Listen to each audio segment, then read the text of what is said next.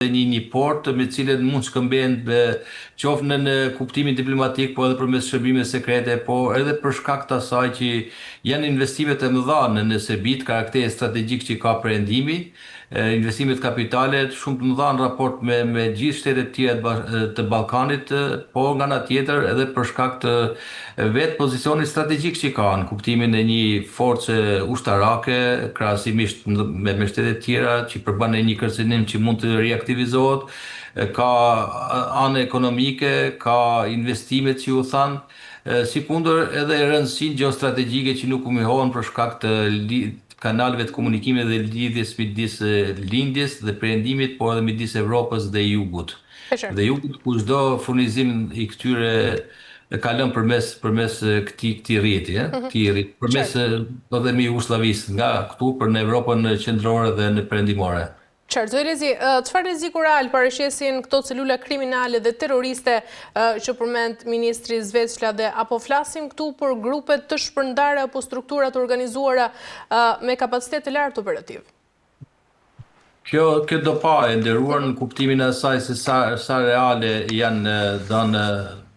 në situata ndër mund të jetë një rast izoluar ku vetë grupet kriminale apo bandat mund të aktivizohen për qëllime trafikimi kontrabande, po sekundë pas tyre mund të jenë edhe qëllime politike apo strukturat të cilit i mbështesin në përpavi, dhe në rast se do të jetë ky skenar, ai absolutisht është një rrezik i real, i cili mund të përshkallëzohet pavarësisht numrit të vogël, sepse edhe Banjska nisi në qelizën e vet nisi me një komandë rreth 20-30 mos u gabofsha, edhe ato kishin arsenal armësh të tilla, logjistik, pajisje, armatime të nivelit lartë, si kundër edhe mbështetje logjistike nga strukturat e Beogradit. Po ndërkohë fakti që u gjetën denator dhe kemi parasysh është një armë në kuptimin e një armë me natyrë terroriste, dëmet të cilës janë të tilla saqë nuk mendohen, kemi parasysh shpërthimet që mund të bëjnë infrastrukturës logjistike dhe kemi parasysh efektet që prodhohen nga pasojat që lindin nga përdorimi i këtyre armëve, dhe si tilla shihet një nivel i lartë rreziku dhe kërcënimit dhe ka arsye për ta konsideruar si të tillë. Domethënë strukturat e sigurisë të Kosovës do ta vlerësojnë në mjedisin e krijuar një rrezik real potencial i cili do të parandalohet për shkallëzimi i tij, sepse mund të nisi i tillë si një test nervash, si një për të parë reagimin dhe kundërreagimin që kanë strukturat dhe aftësinë reaguese të strukturave të sigurisë Kosovës, sa gatishmëri ato kanë, sa të koordinuara ato janë, sa mbështetje do të ketë perëndimi, sa e ndjeshme do jenë strukturat e nivelit 2 të sigurisë si Fori, NATO apo EULEX-i apo vetë strukturat e brendshme të Kosovës në raport me këto lloj testesh. Është një don futet strategjinë apo taktikat luftarake të testeve të godit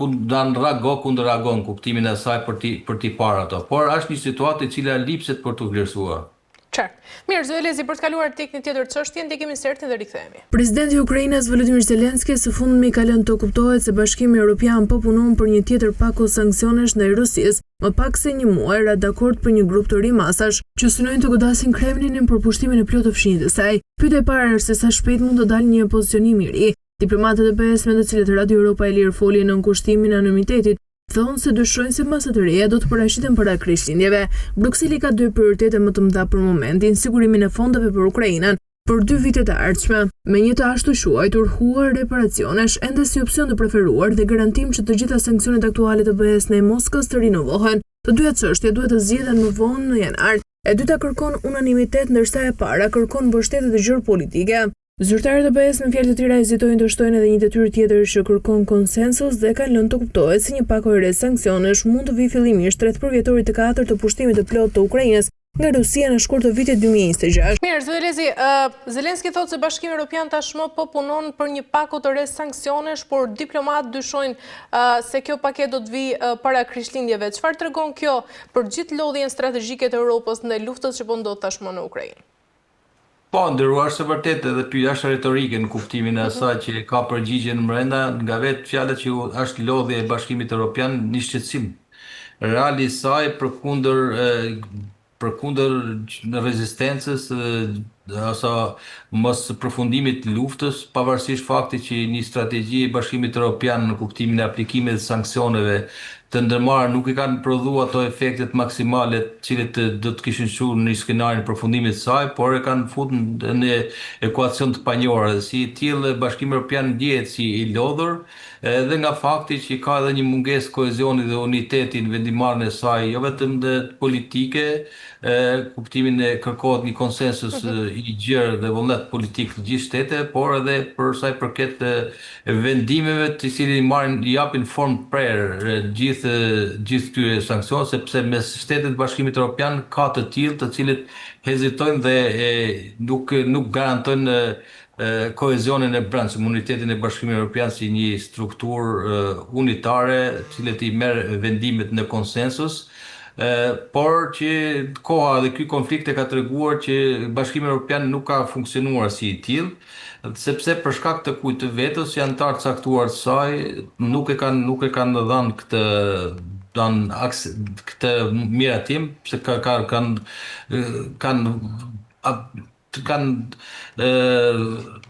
përmes votës së tyre bllokuese kanë pamundsuar çfarë kanë pamundsuar edhe marrjen e vendimeve. Kjo tregon një mënyrë që Bashkimi Evropian po vuan, po themi, edhe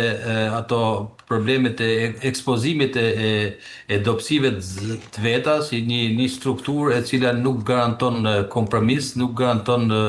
unitet dhe homogenitet për sa i përket strategjive të cilat kërkohen të japin zgjidhje çështjes së një konflikti si Ukraina. Për sfidat e sigurisë ngelet ende një problem lidhur me të. Sikundër janë edhe problemet e brendshme, të cilat reflektojnë edhe në vendimet që marrin shtetet e caktuara të Bashkimit Evropian, ku për shkak të lodhjes, për shkak të kostove, për shkak të durimit, për shkak të faktit që efektet e kësaj lufte janë ndjerë gjithandej, emigracionit, ana ekonomike dhe financiare, kur ka bërë që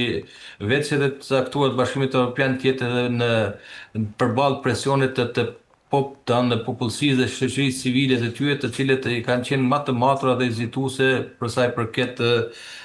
strategjisë së zgjedhur për vazhdimin e luftës dhe strategjisë për mbështetjen pa kursye të Ukrainës, për të dalë një skenar tjetër, për një skenar tjetër ku edhe këto mbështetja ushtarake janë të tilla saqë edhe ato kanë kufizime dhe limitet e veta, dhe rasti i këtij konflikti tregoi që vetë Bashkimi Evropian është i tillë saqë nuk i përballon vetë problemet e veta të mbrojtjes evropiane, aq më tepër që ta eksportojë këtë të mirë, kuptimin e përbashkët të Bashkimit Evropian për çështjet e sigurisë dhe të mbrojtjes edhe në një vend si Ukraina. Do të thotë që Bashkimi Evropian nuk është i mirë orientuar në kuptimin e një shteti unik, në raportin e saj gjeopolitik, gjeostrategjik për shkak të bizetërimit të interesave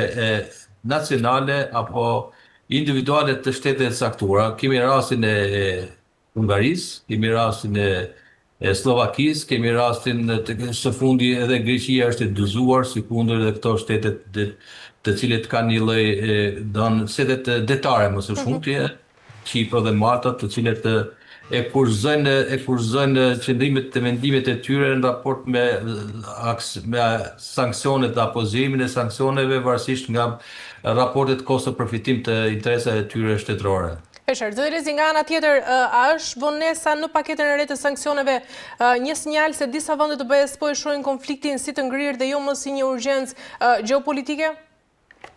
Po, edhe kështu mund ta shihet e nderuar, sepse në rastin fillimit e veta ishte çdo gjë u justifikuar dhe për interesa gjeopolitike, ku Rusia dhe ky konflikt i nisur pas një kërcënim për të ardhmen e Bashkimit Evropian, ishte po themi një përplasje gjeopolitike midis perëndimit dhe lindjes, po koha tregoi që këto interesa tashmë nuk po mbizotrohen dhe nuk janë primare, pavarësisht qëllimit fillestar, po janë interesat nacionale të çdo shteti, i cili, siç e thash, heziton për sa i përket koezionit, arritjes së koezionit dhe konsensusit të gjithë shtetet anëtare për sa i përket sanksioneve, vendime që do merren,